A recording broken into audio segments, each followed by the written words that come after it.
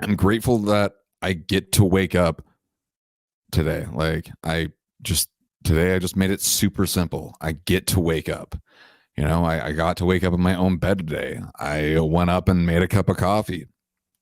There was times in 2018 when I was living on the streets of Las Vegas. I just woke up and I just wanted a cup of coffee. I just wanted a cup of coffee and sit on a back porch and watch the sunset. And the days that I pray and meditate and really be more mindful about my words, thoughts, and actions is how I manage to stay sober.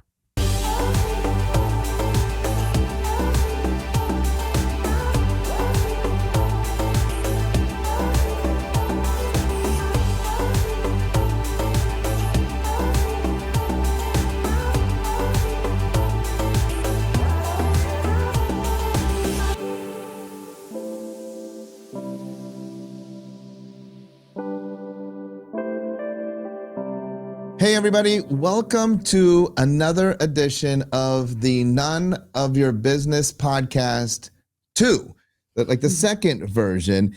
And today we have a super special guest. Like, this is so cool. Like, how often do you have like None of Your Business 2 interviewing the originator of the None of Your Business podcast, the None of Your Business 1 podcast? Yeah, the number There's one. 2 None of Your Business podcasts, and they're both equally great.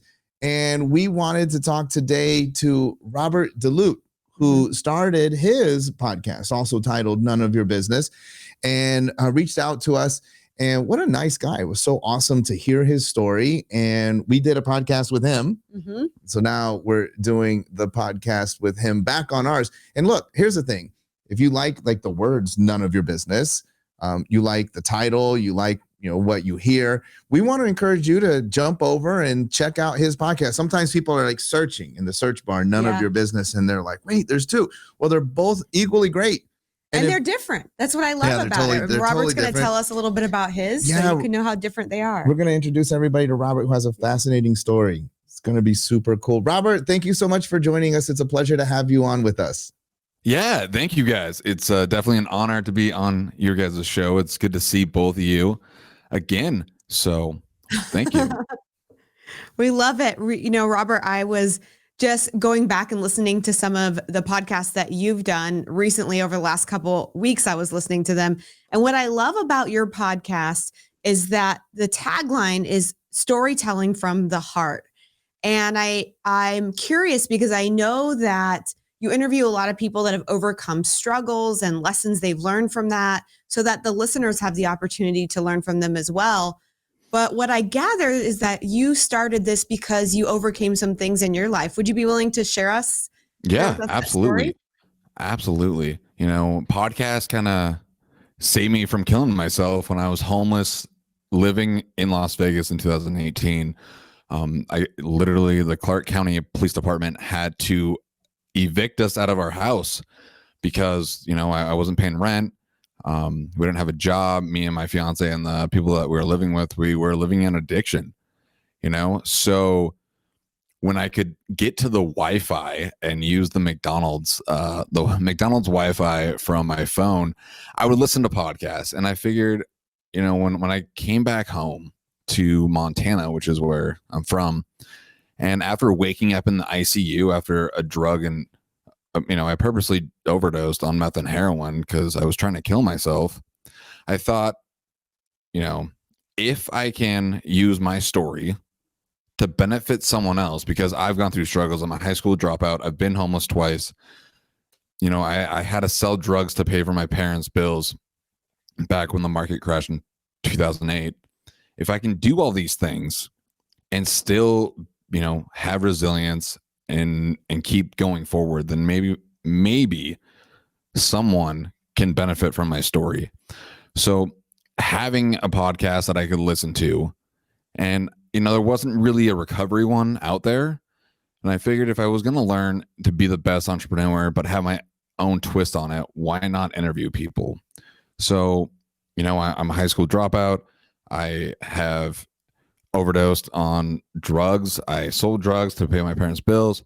I've done all these things, but I still keep moving forward. The pandemic right now, everyone is going through their own struggles right now. But for the people who have lived in addiction, if you have lived in addiction, then you've already lived your own pandemic. Everything's shutting down. And now, like, I'm okay.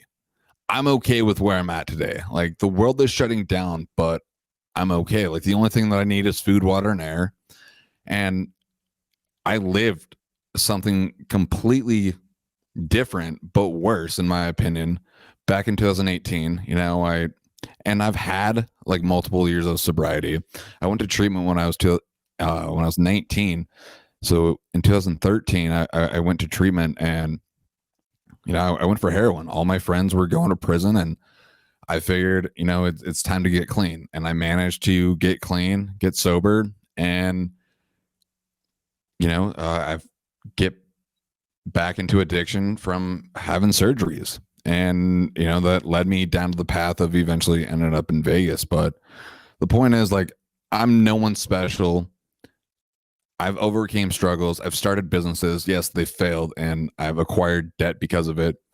But I don't have a high school degree, and I still keep going forward. And now it's just my purpose in life to help other people who have to go overcome their struggles. I work in a behavioral youth treatment center that kind of remind me of me, and I get to help these kids and hopefully have them take a different path. That is an awesome and inspirational story from where you were to where you are now. It reminds me an awful lot of Mike Malak. Mike's journey from being addicted, his entire process. And I'm not quite yet, Robert, but I saw a post of yours that I want you to share that story. But before we do that, I want to roll back to the very beginning, because I think a lot of our listeners, especially because we do service a lot of healthcare providers, would be very interested in like the journey of, so you drop out of high school, and then you mentioned surgeries in there. What was the journey, to like sort of that ride to being addicted to heroin?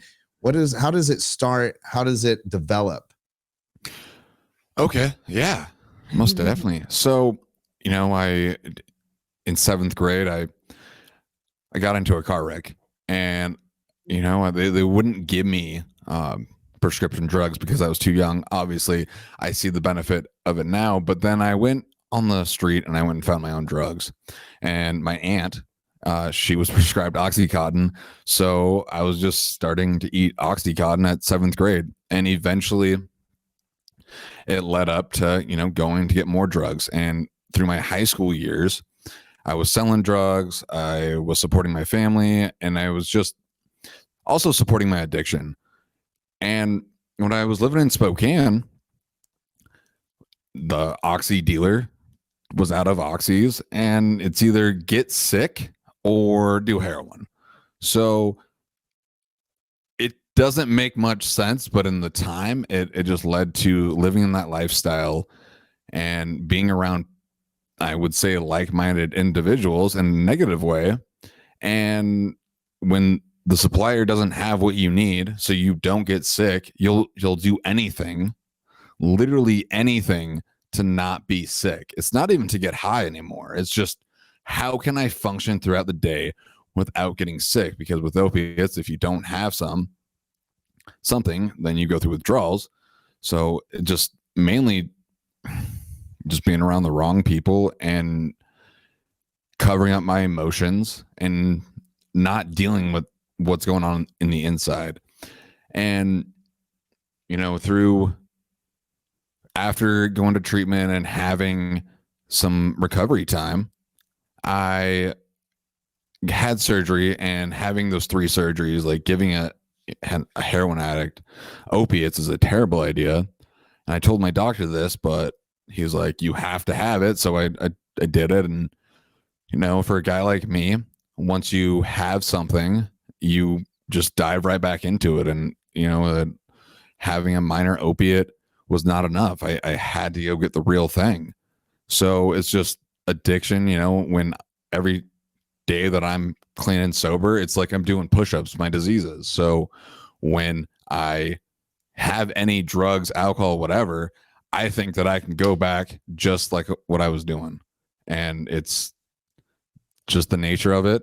You know, if for the people out there who have addiction, they know what I'm talking about. And if you are someone who can have a glass of wine at dinner, my hat goes off to you. If I have a glass of wine, I'm going to want to do cocaine, and then it's on to the races. It's like they say you can't fall halfway down a hole. Yeah. Yeah. It's really interesting too. Because like you said, you're doing push-up with your diseases every day when you wake up. Is there something specifically that every day helps you kind of overcome and maintain your sobriety that you have been able to do over the past couple of years?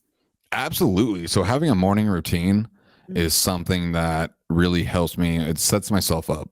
So I like to get up, I pray, I meditate, and then I make a gratitude list. And sometimes I post that on social media, sometimes I don't, but what am I grateful for today? Well, like today, I'm grateful that I get to wake up today. Like today I just made it super simple. I get to wake up. I got to wake up in my own bed today. I went up and made a cup of coffee. There was times in 2018 when I was living on the streets of Las Vegas, I just woke up and I just wanted a cup of coffee. I just wanted a cup of coffee and sit on a back porch and watch the sunset. But that didn't happen. So having a gratitude list, and if I can help one person, and that might be being a service, it might be being a service to my neighbor, to someone, at the gym, just getting out of myself and having goals. Like, okay, what am I going to work on today? Am I going to go to work, or am I going to work on my podcast? Where can I be a service? And the days that I pray, I meditate, and really be more mindful about my words, thoughts, and actions is how I manage to stay sober. I love that, because I think that that's so powerful and so applicable for anybody going through anything. Waking up and starting off your day in a space of gratitude and what you're grateful for in your life can absolutely help you overcome any adversity that you face, right? And so I think that that's a very powerful message for anybody out there that's struggling through these times, to remember that you get to wake up every day and choose how you feel, what you're going to say, how you're going to think, and what you're going to do. So thank you for sharing that. But inside that gratitude list, and I don't know if this was particularly what you were doing when you talk about sharing it on social media. I don't know if this came from your gratitude list or it just showed up. One of the things I find real interesting about people that manage to navigate through difficult times, whether it's the pandemic like now, or what you're describing, through these different phases of addiction, is that there's usually a moment when you catch a break, like things kind of go your way. It wasn't supposed to go this way, but then it miraculously happened. And there was a post where you shared about like a situation. I remember hearing Mike Malak talking about a time he got pulled over, and he had, I don't know, some ridiculous amount of bags of heroin in his pocket. And the police never checked it. Like he said, I'm going to jail. But they didn't. And I think he got like a speeding ticket or something. But you had a similar experience, Robert, and I saw you sharing that. What was that story where, and it might not be this, but tell us that story. And then are there any other moments when it just, everything turned? I mean, you talked about potentially, trying to commit suicide, trying to kill yourself. Well, obviously something happened that began to move things in a new direction and make things go your way. Can you identify any of those points in your life story? Yeah, absolutely. So I think the post that you're talking about, my cousin, he got out of prison like a week ago, and we used to all hang out at the same house, and the cops raided the house an hour after I left.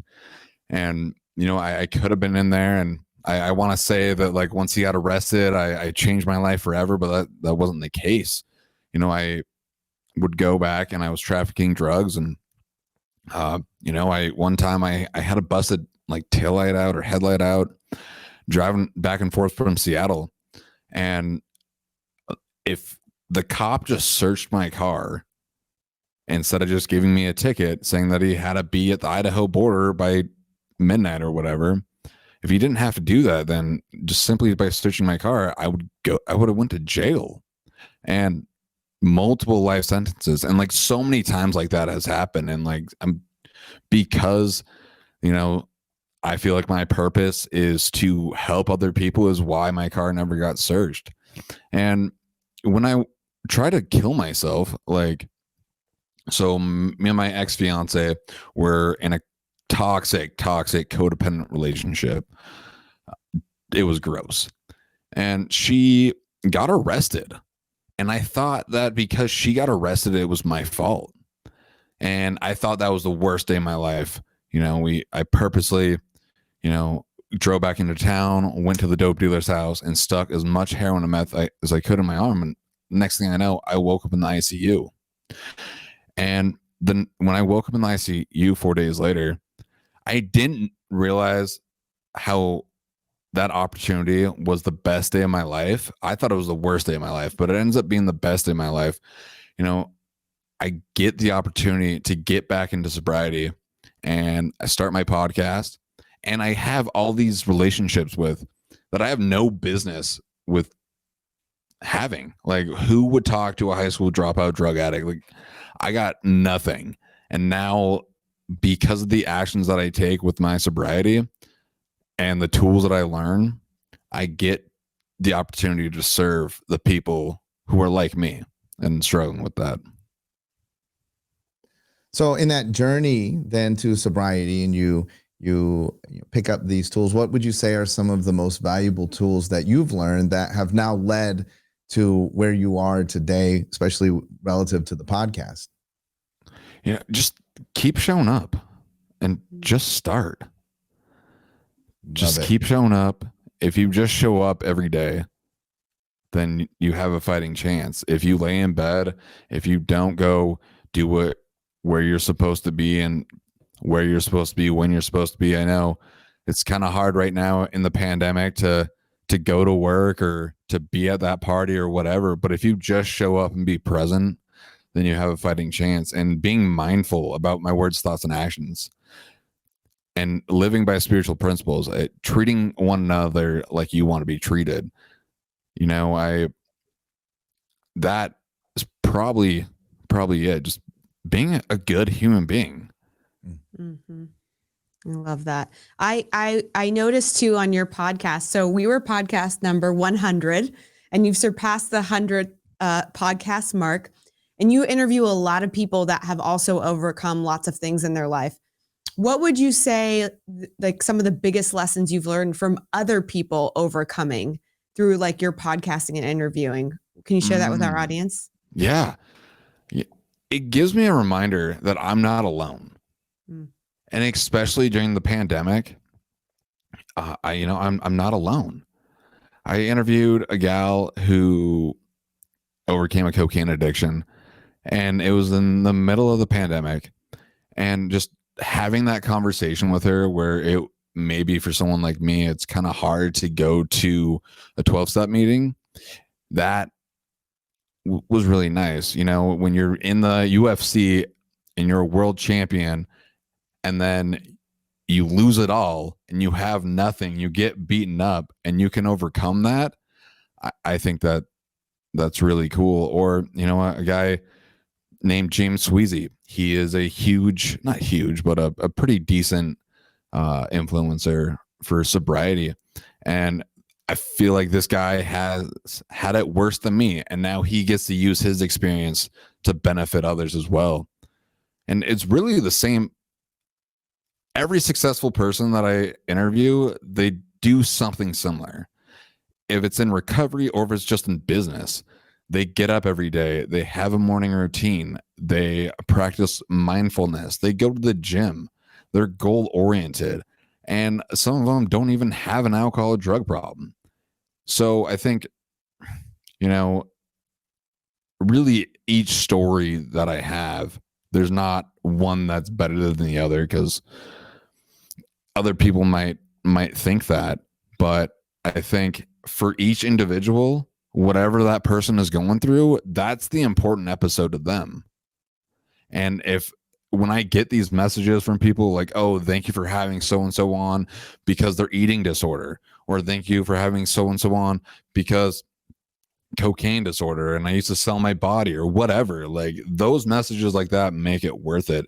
Even if I can't relate to it, or 99.9% of my audience can't relate to it, for me getting that one person that said, oh, thank you, like I think that's important. We're not alone in this fight. And just because you didn't have to sell your body for cocaine doesn't mean that you can't relate with what's going on inside that person's mind and how they overcame it.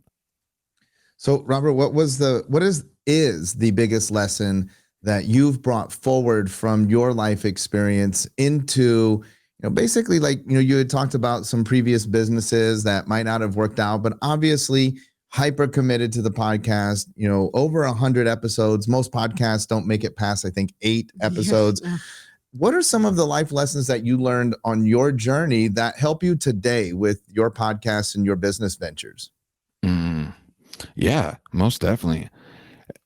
Every relationship or potential relationship that I encounter, I see what I can do to be a service to them. If I'm just trying to get something out of it, then usually that relationship ends. It blows up in my face.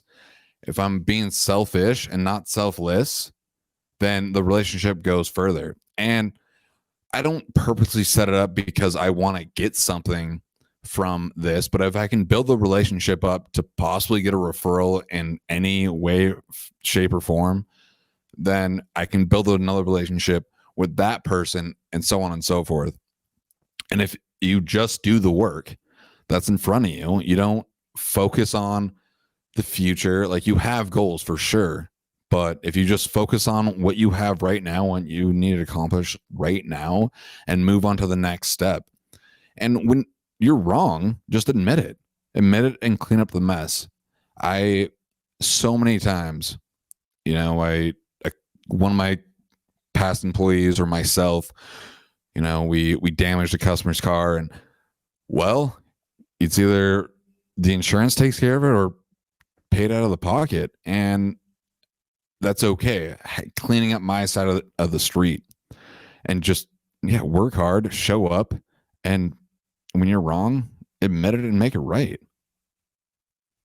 I love that message of like taking responsibility for wrong actions. It's funny because we were just talking about that earlier today and how important that is in your, obviously, just as a human being, number one, but also as an entrepreneur, because it's so hard to move forward on anything if you're making mistakes or things are not going right or you did something wrong and you can't confront it. You can't grow if you don't do that. So I love that. I think that's a great message as well. I love it. Super inspiring. How can people find more about you? I mean, obviously they can look up None of Your Business podcasts on iTunes and all of the various platforms. But it's also great because you're active on social media as well. So what platforms are you on, and how do people find you? Yeah, absolutely. So my Instagram is None of Your Business Podcast. And then you can find me on Facebook at Robert De Lude. That's DELUDE, or just None of Your Business Podcast on Instagram. I think that a lot of people are going to be reaching out to you because it's super inspiring on so many levels. One, of course, on a life level, but then, of course, on a business level.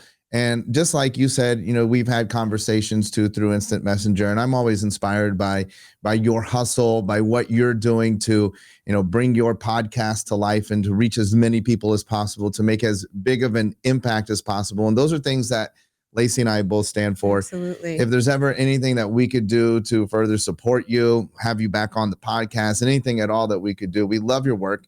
It's very inspiring, and we're going to do everything we can to expose as many people as possible to what you're doing. We super appreciate you, your attitude towards life, your attitude towards your business. It's phenomenal, and it definitely is something to be emulated by anybody who, a lot of people think that they've had it hard in life. Well, I mean, it's sometimes good. I mean, I know I feel that way, and then you have to listen to stories like what you're hearing now.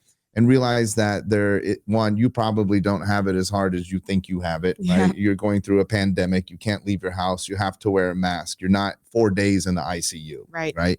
And secondly, no matter how bad you think you have it, there still is the opportunity for you to rise again and overcome. And Robert's a testament to that. So Robert, thank you so much for being with us. We super appreciate you sharing your time and your story with all of our listeners. Yeah, thank you guys. It was an honor to be here. Let's do it again sometime. Absolutely. All right, folks, I love your guys' podcast. So yeah, absolutely. We'll be back again next week with another edition of the None of Your Business 2 podcast. Make sure you check out None of Your Business 1. Make sure you visit all of your platforms. Plug in with Robert. Give it a listen. I promise you, you're going to love it.